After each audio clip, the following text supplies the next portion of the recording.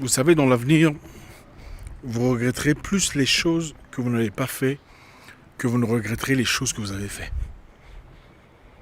En d'autres termes, vous regretterez moins les choses que vous avez fait que vous ne regretterez les choses que vous n'avez pas osé faire. Vous savez, les choses qu'on fait dans la vie, bon ou mauvais, finalement, font de nous ce que nous devenons. Quand quelqu'un vous ment, par exemple, quand quelqu'un vient vous raconter des histoires pour en tirer avantage, une personne vient vous demander quelque chose, mais se sert d'une panoplie de mensonges pour se procurer de l'argent peut-être de votre part, ou des avantages, peu importe, des faveurs. Quand vous pressentez qu'il vous ment, vous pensez que c'est quoi? L'intuition que vous avez d'une personne en train de mentir, vous pensez que c'est basé sur quoi? C'est basé sur une ou plusieurs expériences du passé que vous avez connues. Donc, puisque quelqu'un vous a déjà menti dans le passé, vous avez alors pu détecter à temps les mêmes mouvements ou des mouvements très similaires d'un menteur. Dans nos expériences aujourd'hui, notre aperçu de la vie présente est souvent, si pas toujours basé sur nos expériences antérieures. Pour savoir qu'on est en train de dealer avec un menteur, par exemple, il faut avoir déjà vécu ou dealé avec un menteur. Il faut avoir déjà été au moins victime une fois de mensonges. Il y a des expériences négatives qui, d'après moi d'ailleurs, sont très importantes, sont cruciales au développement intellectuel d'une personne. Ne pas avoir de l'argent, par exemple, c'est très important. C'est essentiel à la croissance d'un homme, d'une femme aussi d'ailleurs. Des difficultés dans la vie ne sont pas aussi mauvaises que ça. Aujourd'hui, on va discuter sur quelques éléments, des choses que vous regretterez dans la vie.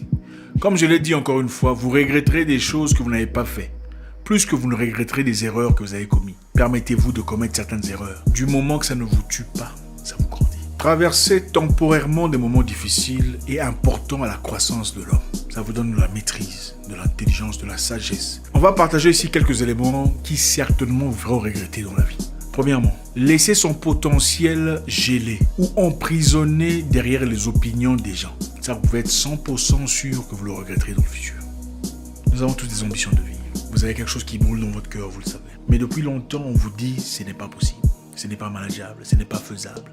La conjoncture est compliquée, les choses ne marcheront pas. Et les personnes qui vous en parlent ont manifestement un sentiment d'amour pour vous. Et c'est évident, c'est des gens qui vous aiment. C'est des gens qui peuvent être des proches de la famille, des frères, des sœurs, votre mère, vos parents. Ces gens vous aiment véritablement, vous le savez. Ils veulent votre bien. Mais leur opinion ne définit pas votre réalité. Ma mère ne voulait pas que je fasse une certaine activité qui m'a produit beaucoup de choses dans ma vie. Elle ne voulait pas. Elle me disait, est-ce que tu ne peux pas faire autre chose? Je lui ai dit, maman, fais-moi confiance. Son avis a changé quand j'ai commencé à lui offrir des cadeaux. Peu ordinaires. Ne permettez pas à ce que votre potentiel soit cloué, gelé, stocké, bloqué derrière les opinions des gens. Si Gérard a échoué dans son parcours, ça ne veut pas dire que vous vivrez la même situation. Si son histoire n'a pas marché, si son business est tombé en faillite, pour avoir employé les mêmes personnes, c'est gentil de sa part de vouloir partager son expérience avec vous. Mais que son expérience ne vous paralyse pas, ne vous arrête pas. Chacun sa vie, chacun ses opportunités, chacun sa bénédiction, chacun ses voies. Écoutez, les gens ont facilité à vous décourager qu'à vous encourager. Je ne sais pas si vous l'avez remarqué. Les gens sont toujours présents pour vous dire, il faut faire attention, là-bas je ne pense pas que ça va marcher. Il faut faire attention, tu vois que là c'est comme ça. Mais très rarement, ils viendront vous dire, il faut foncer. Courage, écoute, j'ai entendu parler d'une histoire là-bas. C'est bien ton activité, non? Vas-y, il faut foncer. Va présenter ton CV. Très rarement ils font ça. Mais ils seront toujours présents pour te dire, tu vois, quand un homme commence à se comporter comme ça, c'est-à-dire qu'il n'y a plus rien, il faut partir. Quand un homme commence à te faire ça, ça veut dire qu'il n'y a plus rien, il faut quitter, il faut oublier. C'était le passé, c'est plus la même personne. Rares sont ces personnes qui vous diront, il faut en parler avec lui, il faut discuter avec lui. C'est compliqué, mais asseyez-vous. Après tout ce que vous avez vécu dans la vie. Les gens sont plus prompts à décourager, à séparer, à détruire, qu'à unir. Pensez à vous, c'est votre vie. Les gens vous diront, vous n'êtes pas assez talentueux, pas assez éloquent pour être un bon avocat, pas assez intelligent pour assumer tel ou tel rôle. Vous n'avez pas les éléments essentiels. Qui sont-ils? Ont-ils payé vos frais scolaires? Ne laissez pas mourir vos propres objectifs de vie à cause des opinions des gens. Les gens vous découragent généralement pour plusieurs raisons. Il y a des gens qui vous découragent parce qu'ils vous aiment vraiment. Ils pensent vraiment que vous n'y arriverez pas. Ensuite, il y a de ces gens qui vous découragent parce qu'ils voient en vous quelque chose de très fort, qui risque de devenir encore plus fort et ne veulent pas voir cela. Au final, c'est vous qui regretterez les décisions qui n'ont pas été prises. Vaut mieux faire quelque chose et en assumer entièrement les conséquences que faire ce que les autres t'ont recommandé et plus tard regretter. Et juger et condamner et en vouloir aux gens pour toujours. 2.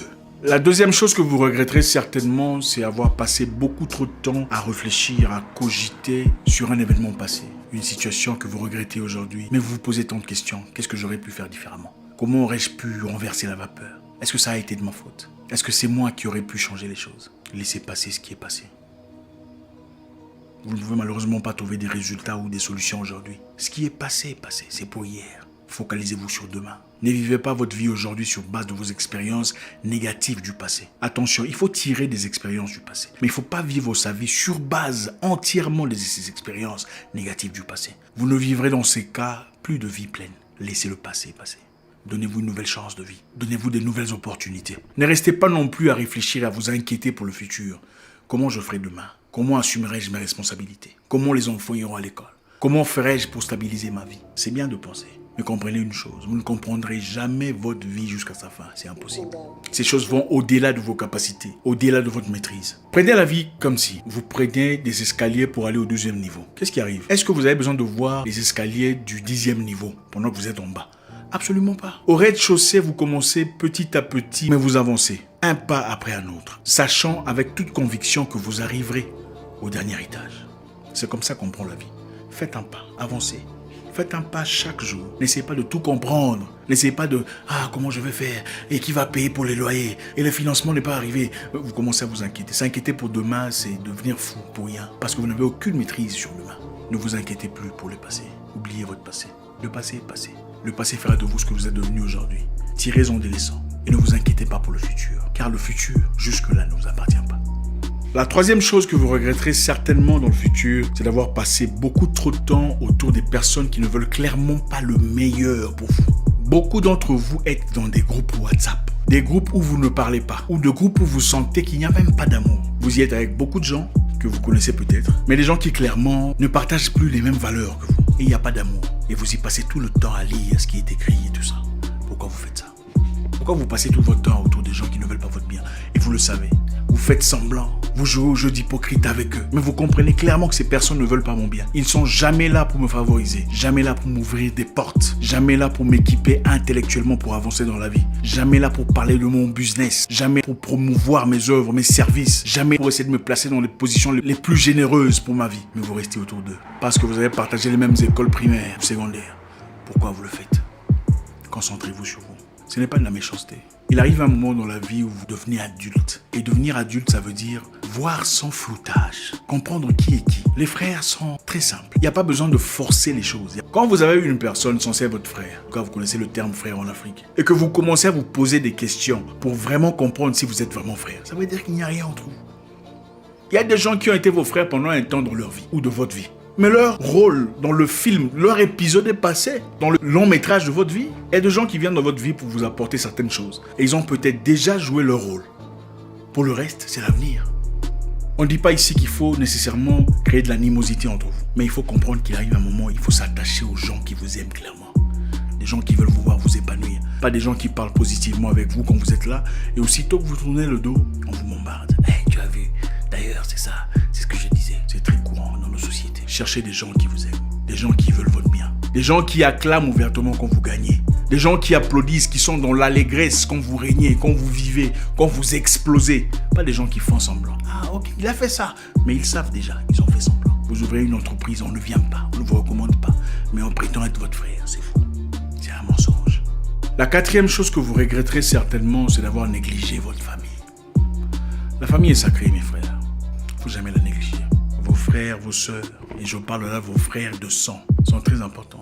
Vous pouvez être en conflit, ça peut arriver à n'importe qui. Mais que vos conflits ne durent pas pour toujours, que ça ne devienne pas chronique. Une histoire de peine, de douleur dans une même famille, c'est horrible. Faites attention à votre famille. Parlez à vos frères et sœurs. Créez un beau climat, même avec vos conjoints. La plupart des gens se séparent de leur famille très souvent après le mariage. Quand ils rencontrent une femme ou un homme mauvais, pas gentil, pas généreux dans l'esprit, qui vous prend en otage et vous retire de votre famille direct. Laissez-moi vous dire une vérité qui peut vraiment vous déranger. Les mariages meurent.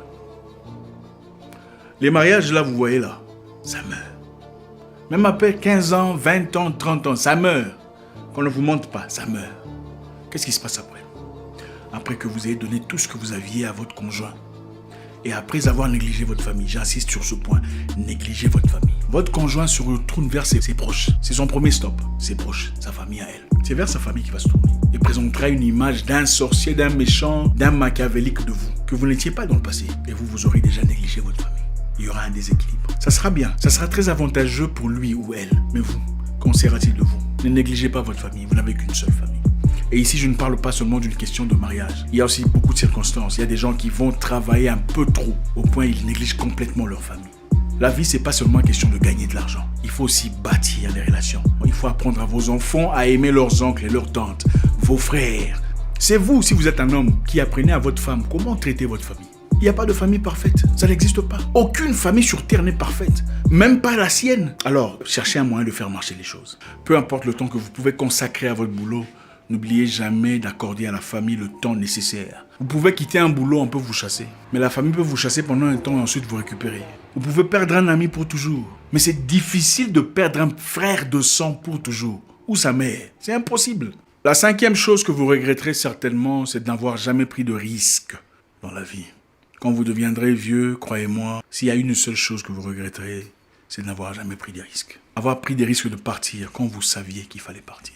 Mais vous êtes quand même resté, sachant que vous êtes malheureux, malheureuse, dans des conditions très compliquées. Je parle ici des conditions irréversibles, mais vous restez quand même, que ce soit dans un emploi toxique, un environnement pourrissant. Vous êtes resté pour des raisons de sécurité. Vous le regrettez dans le futur. Vous regretterez d'avoir jamais pris les risques de commencer une entreprise qui brûlait dans votre cœur. Toutes les idées qu'on a en nous, les idées profondes, que les gens ne peuvent peut-être pas comprendre, sont des idées qui ne sont pas là pour rien. Ces idées sont là parce que le Créateur a pensé que vous étiez assez apte pour les accomplir. Vous regretterez d'avoir pas pris les risques, de les fructifier, de les cristalliser, de les manifester. Vous regretterez d'avoir pas pris le risque d'épouser cette personne ou cette femme qui vous a tant aimé quand votre esprit vous a parlé. Cette personne que vous avez rejetée parce que vous pensiez avoir trouvé quelqu'un de meilleur, surtout financièrement. Vous regretterez cela. Vous regretterez d'avoir laissé partir quelqu'un parce qu'il y a des gens autour de vous qui pensaient qu'il n'était pas assez adéquat. Pendant que votre cœur savait que c'était lui. Ça, vous le regretterez. Vous regretterez de n'avoir jamais pris le risque de changer de ville si vous saviez que c'était le moment de le faire. Vous regretterez de n'avoir jamais pris le risque de changer d'emploi si vous saviez que c'était le moment de partir. Il y a un temps pour tout, les amis. Dans la vie, on ne vit pas une vie monochrome, uniforme, du début à la fin. Il arrive un moment, il faut quitter Douala pour aller à Yamoussoukro, ou Yamoussoukro pour Cotonou. Ça fait partie de la vie. Ce n'est pas le fait d'avoir été conçu ou naître à Conakry qu'il faut vivre, grandir et mourir à Conakry. Ce n'est pas ça. Ce n'est pas ça. Vos frères sont peut-être à Bujumbura, au Burundi. C'est là que vous fleurirez. Prenez les risques. Il faut prendre des risques. Ça ne marchera pas toujours. En tout cas, pas au premier coup. Vous tomberez. Vous vous écorcherez, mais vous guérirez. Vous en perdrez des plumes, mais gagnerez des ailes. Prenez les risques qui font peur. Du moment que vous n'en mourrez pas, ça sera de l'expérience en plus dans votre vie. L'expérience, c'est ce qui nous forge, c'est ce qui nous sépare. L'expérience, c'est ce qui fait de nous ce que nous sommes. Mais ce que vous n'avez pas fait, ce que vous n'avez pas osé faire, sachant que c'était important, crucial à votre esprit, vous le regretterez. Merci infiniment pour ce moment d'intimité. C'est toujours un réel plaisir. Laissez un message, laissez un commentaire. Abonnez-vous à notre 2e page, notre nouvelle page, votre frère, notre page de redondance à celle-ci. On espère vous y retrouver très vite. Je vous souhaite une excellente soirée. J'espère vous parler encore très bientôt dans une nouvelle vidéo. Au revoir.